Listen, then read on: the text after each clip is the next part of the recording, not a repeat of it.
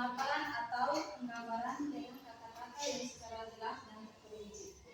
Jadi yang dimaksud teks deskripsi itu adalah pemaparan secara jelas mengenai suatu hal.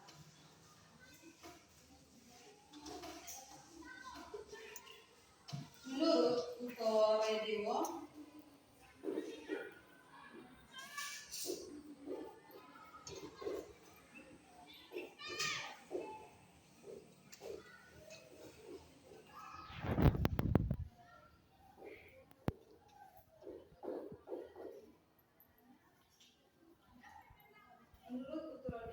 tahun 2007, tujuan teks deskripsi adalah menggambarkan bentuk objek, pengamatan sifat atau corak dengan menggunakan panci indera dalam proses penilaiannya.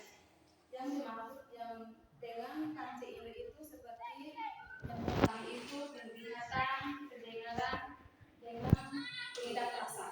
Yang dimaksud dengan penglihatan itu seperti sebelum ada bangun itu pasti kita melihat udara atau tanaman hijau di depan sekolah atau di depan rumah kita. Yang kedua itu pendengaran, seperti kata yang sementara umum adik-adik mendengar. Yang ketiga itu pengendap rasa, seperti kita mencicipi makanan yang kita makan atau kita rasakan. Yang ketiga itu ciri-ciri teks deskripsi.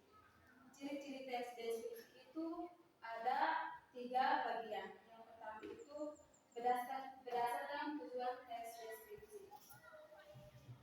Yang kedua itu berdasarkan objek yang dideskripsikan. Yang ketiga berdasarkan isi teks deskripsi. Berdasarkan tujuan teks deskripsi itu adalah bertujuan untuk menggambarkan atau melukiskan sesuatu secara atau sejelas mungkin mengenai suatu objek, suasana, perasaan. Teks ini harus dibuat agar pembaca akan melihat, mendengar, dan mengalami apa yang kita dideskripsikan. Yang kedua, berdasarkan objek yang dideskripsikan. Objek yang akan dibahas pada teks deskripsi itu bersifat khusus. Dengan kata lain, disebut personal atau individual. Yang ketiga, berdasarkan isi teks deskripsi. Berdasarkan isi teks deskripsi harus menggambarkan secara rinci, jelas, lengkap objek yang dijelaskan. Sekarang kita masuk pada struktur teks deskripsi. Yang pertama itu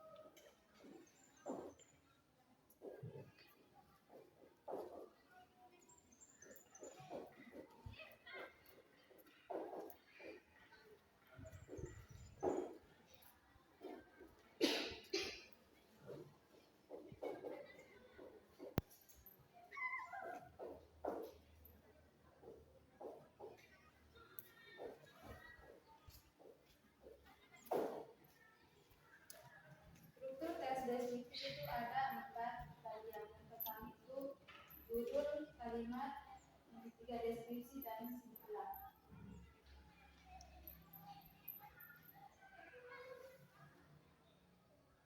Judul itu dimulai dari bertujuan untuk menggambarkan isi teks. Contohnya seperti sekolahku. Otomatis di sini sekolahnya tampak bersih, cerah, indah, dan nyaman. Agar kita bisa belajar dengan itu dimengerti atau bisa masuk di kelas itu. Yang kedua itu kalimat topik. Kalimat topik yang berisi kalimat pembuka mengenai hal yang akan dijelaskan. Contohnya kalimat topik itu terdapat pada kalimat pertama, yaitu itu sekolahku tampak bersih. Memberi gambaran ketika membaca yang lain kalau sekolah itu terlalu bersih. Yang ketiga itu deskripsi. Deskripsi itu contohnya deskripsi pada teks di atas terdapat pada kalimat sampai ke 6. Jangan bosan ya adik-adik. Sini dulu.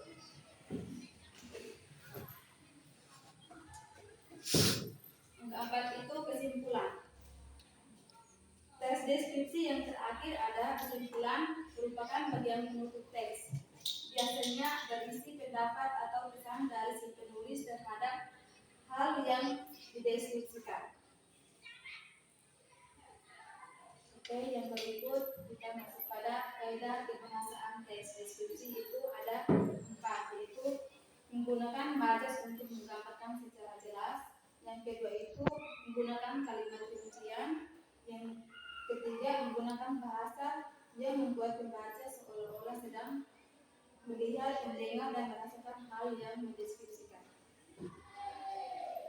Yang keempat menggunakan kata gantian.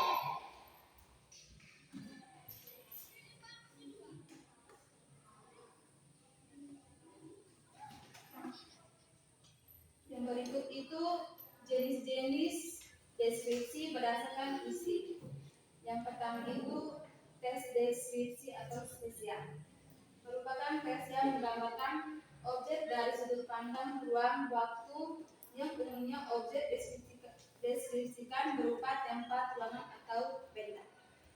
Yang kedua itu teks deskripsi objektif. Merupakan teks yang menggambarkan objek apa adanya tanpa diberi tambahan opini atau pendapat penulis. Yang ketiga, teks deskripsi subjektif merupakan teks yang menggambarkan objek dengan adanya tambahan opini, pendapat penulis meliputi apa yang dilihat dan didengar maupun dirasakan.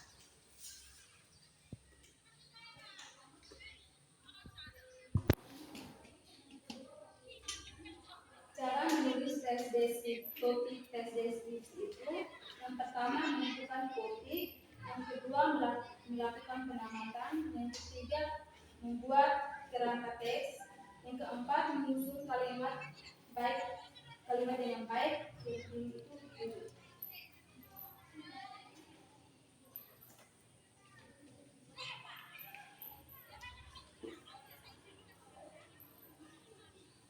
mungkin. Oke, baik, terima kasih. Di sini materi kita sampai di sini. Mungkin adik-adik ingin bertanya.